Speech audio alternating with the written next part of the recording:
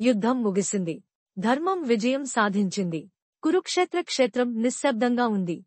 అగ్నిదేవుడు బహూకరించిన అత్యంత పటిష్టమైన కపిధ్వజ రథంపై అర్జునుడు, శ్రీకృష్ణుడు వీరోచితంగా కూర్చుని ఉన్నారు.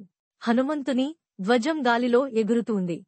కృష్ణ, ఇంకా యుద్ధం ముగియలేదా?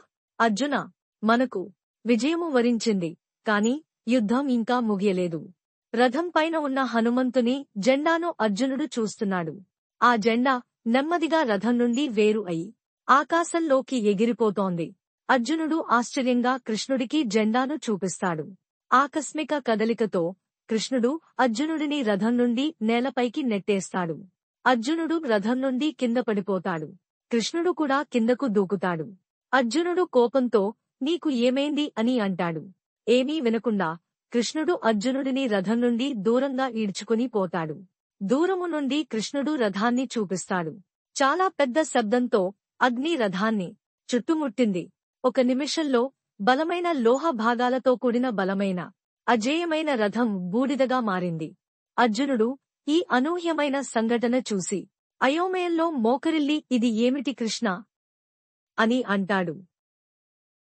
అర్జున, ఇది సాధారణమైన విషయం కాదు. ఈ మహారథాన్ని భీష్ముని బాణాలు, ద్రోణుని, కర్ణుని దివ్యాస్త్రాలు, అశ్వత్థామ మరియు కృపాచార్యుల శక్తులు ఎప్పుడో తాకాయి. ఇది అప్పుడే కాలిపోయుండాలి.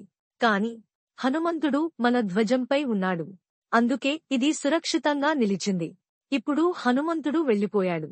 అప్పటివరకు అడ్డుకున్న ఆ దివ్యాస్త్ర శక్తులు ఇప్పుడు పనిచేశాయి. అందుకే అంత శక్తివంతమైన దైవిక ఆయుధాలు ఉన్న మహారథం భయంకరమైన అగ్నిలో కాలి బూడిద అయిపోయింది. హనుమంతుడు ధర్మరక్షణ, శక్తి, భక్తికి నిదర్శనం. దైవికుడైన కృష్ణుడిని, మహాయోధుడైన అర్జునుని కాపాడినవాడు మనలను కూడా కాపాడతాడు. ప్రతిరోజు ఒక్క నిమిషం జై హనుమాన్ అనండి.